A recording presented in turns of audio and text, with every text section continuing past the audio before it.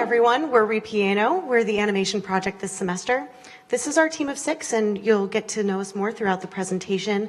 Our instructors are Ruth and John, and my name is Melissa. I'm the producer on the team. Our deliverables this semester were 2. The first was to make Melody of Life, a 360-degree animated short, which was given to us by Catharsis. And the second one was to make Aglo, a pre-production package, which we will be giving to next semester and is designed for the 16:9 traditional screen. To tell you a little bit more about Aglo and our process, it started out as a pitch for a story about a damaged painting, where the painting itself is appreciated for the damage rather than the art beneath. By halves, if you might remember, we had the story of a young woman who admired an artistic movement and found out after admiring it for a long time that the movement in question was the result of a cosmic accident and not actually the result of intention. And by softs, we had turned it into a storyboard that featured a combination of live action and animation to tell present and flashback sequences, and featured multiple characters. And when we started getting feedback on it wasn't good. People really didn't like it. The story wasn't balanced, and the emotional journey wasn't earned. So we worked with Chris and Brenda to try and figure out how we could salvage it, and ultimately realized we needed to start from the ground up.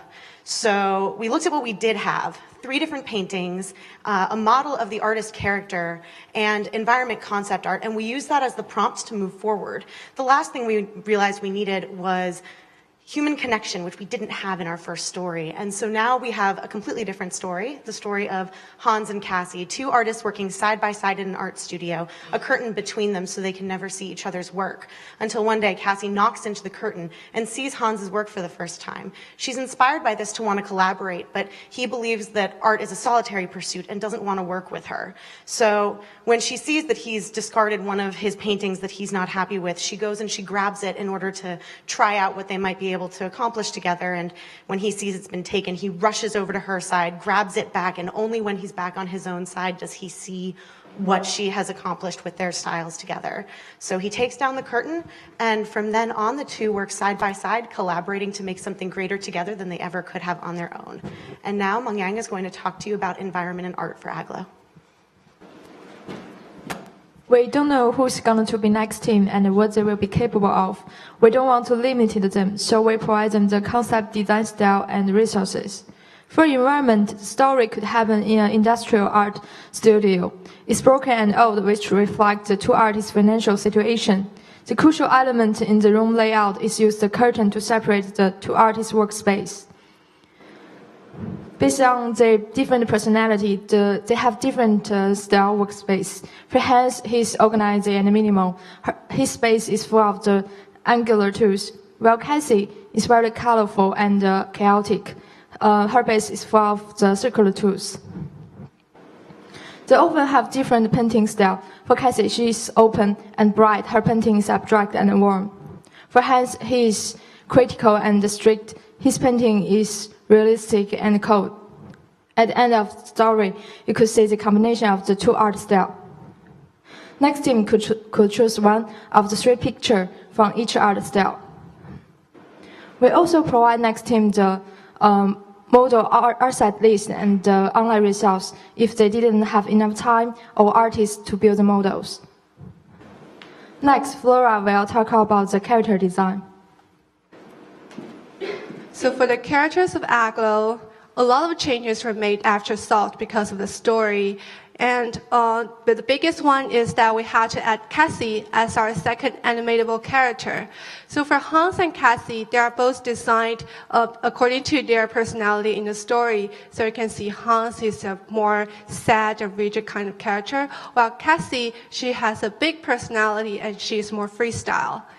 And we hope the next team, they will know exactly how we want the character to look like. So we're also handing off the concept models. Then they can choose whether they want to build their own using these models as references, or they can use this model and move on to the cleanup pipeline and then to rigging and animation. And for that options, we're also giving them the full tutorial along with the guide to the recommendation of software, so they know where to start. So for Aglo, our pre-production package includes the story beat board, as well as the concept for the painting, and the environment design for the style guide, as well as the character model and cleanup guide. But most importantly, we are handing off our experience to them, and hopefully they can use this as in their design of the pipeline. So for Aglo, we think it will be a great opportunity for the next team to learn about traditional animation in terms of scene design as well as character animation. Now we want to talk about Melody of Life, which is a production piece of the semester. The whole semester is all about iterations and iterations. So today, we would like to talk about some areas that we put most attention to. The first one is the story. So the Catharsis left us with the pre-production package with 3 prompts. First is that it's an experience about multicultural unity accomplished through music and dance. And second prompt is that it's an experience about toys dancing around you. And third should be the VR experience. So we were fine with the first 2 prompts, but for the last one, we just can't make it because we don't have a programmer. So we had to switch to 360 film, and with that decision, there are some pros and cons. The pros being that we can move on with the traditional animation pipeline, which a lot of us in the team are more willing to follow through. However, it takes a lot of rendering time, and there is no physical interaction in place. So there is no gaze activation available for us. And then we need a guide for the viewer through the experience. And we have many, but many needs a story. So we gave him the story of him searching his own identity through dancing with other dolls. Now we wanted to talk more about these culture dolls. We understand that there's no one in our team is the expert of the culture that we choose. So for example, even though we have Prasanth in our team, he has no idea about the dress of the culture. So our original design of India is totally incorrect. And this is how it should look. And then after we model her, we were told by our dancers that there's still something missing. So the biggest one being the henna, which is the mark on the hand and the forehead. And the other is the bell that on her anklets. So these are the passes that we went through to accomplish the final look of India. And we gave similar passes to Ghana and Brazil too. So for Ghana, we're aware of the racist implications of big lips in American culture. So we removed it from the original design. And after we modeled them, we also gave her the cultural pattern that makes her look more closer to her own heritage. And for Brazil, we were told by our dancer that our original design is a completely different style of capoeira. So he suggests that we should use another kind of reference, and we had to redesign the whole look according to his suggestion. And now Sharon wants to talk about lighting in 360. So when we did lighting in 360, the first challenge we met was that Maya changed its render from Mentori to Arnold. Arnold brought a lot of changes in linear workflow, supported shaders, lights, and multipass rendering, which took us a while to figure that out. Besides the technical challenge, we also learned how to build and lighting in 360. Traditional films and animations uses 3-point lights because there's just one direction for one shot. But in 360, we don't have shots. The lighting needs to look good in all directions. And also we want to direct the viewer's attention. So we did a lot of iterations on that. First, we only got simple objects, so we used a single light source.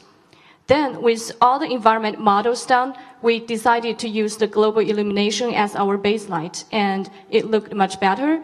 But with all the textures on, the lighting result changed a lot. So we divided the environment into 4 areas, and based on a 3-point lighting theory, we lighted each area.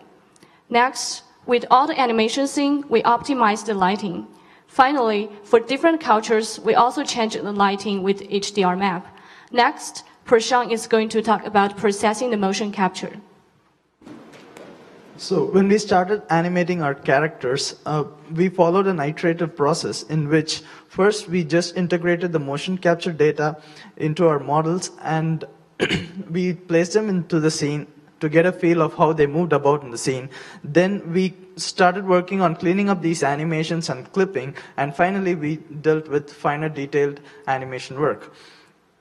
So animating these dolls, the cultural dolls, was not as complex as animating Manny, because Manny had 21 different motion capture sequences that had to be integrated into him, and he moved all over the room.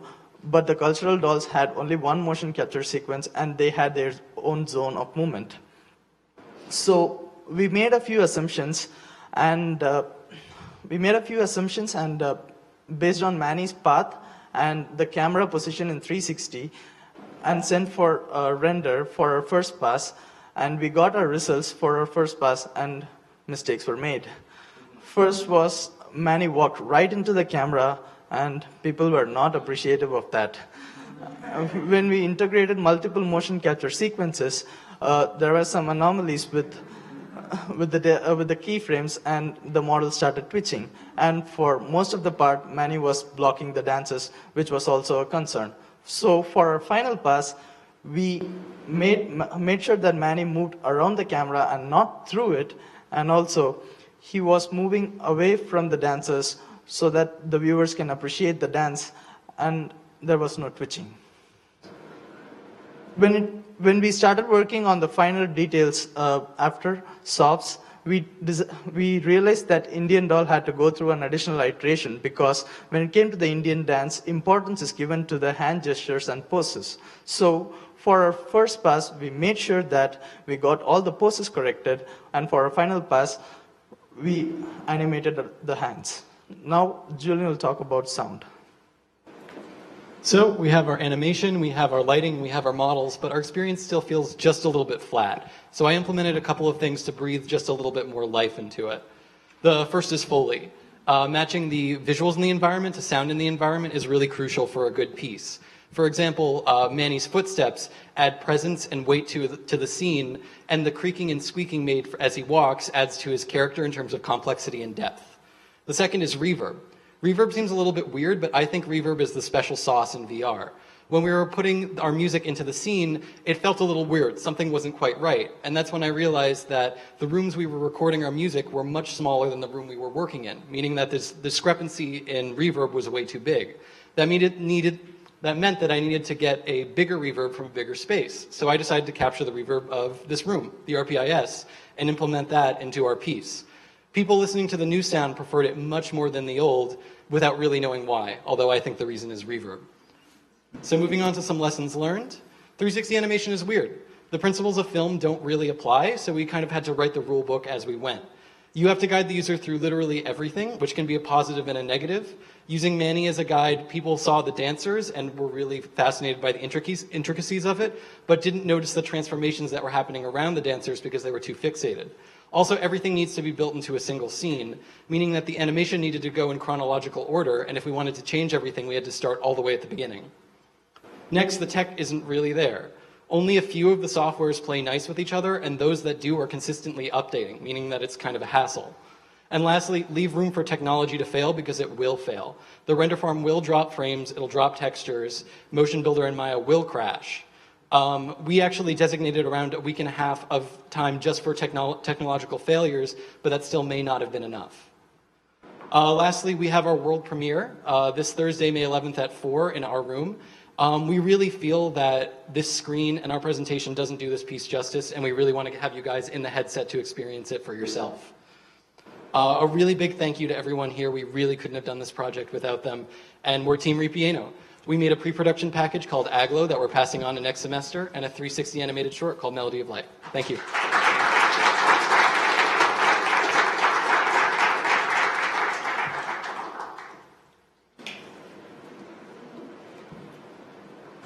Any questions?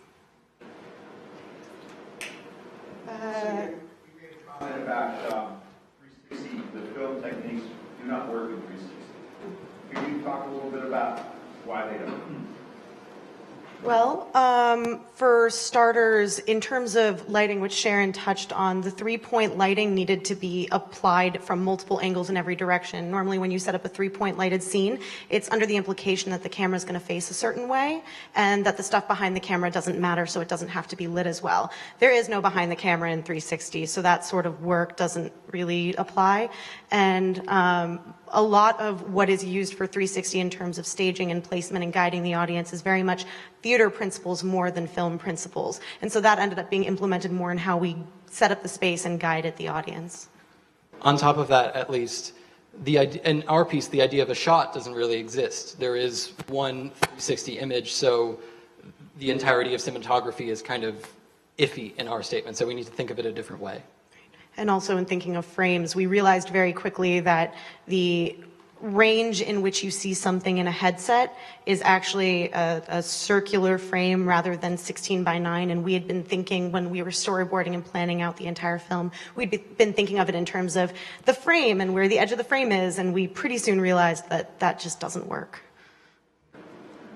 Jesse. Do you have plans to share or distribute Melody Live?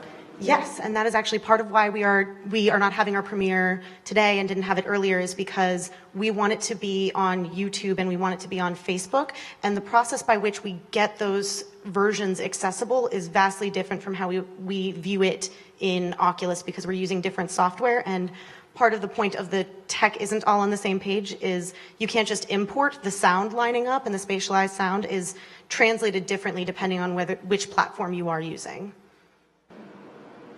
Chris?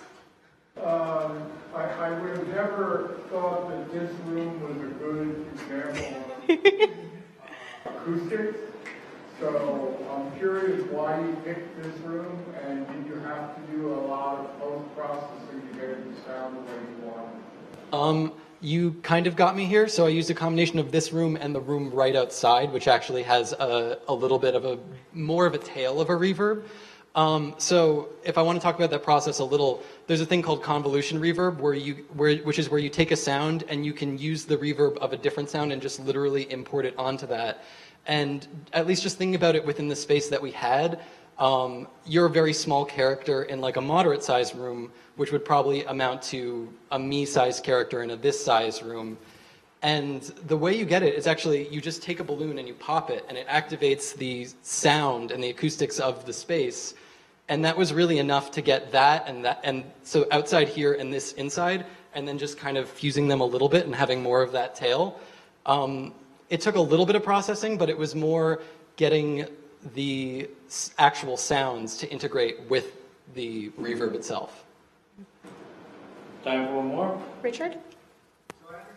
A lot of the tools for non-360 film don't work in 360 film. Are there certain things you discovered that you would want to share with people who are doing 360 or VR storytelling later on, of things that are unique to this medium that are good? One thing I think we realized that I wish we had realized sooner, and I'm sure other people have other things they'd like to add, is where the edges of the frame actually are in comparison to when you're watching it on YouTube with the click and drag versus when you're watching it in the headset. So like I inferred earlier, there's a circular cutoff for where the edges of what you're seeing in the headset versus what is actually on display.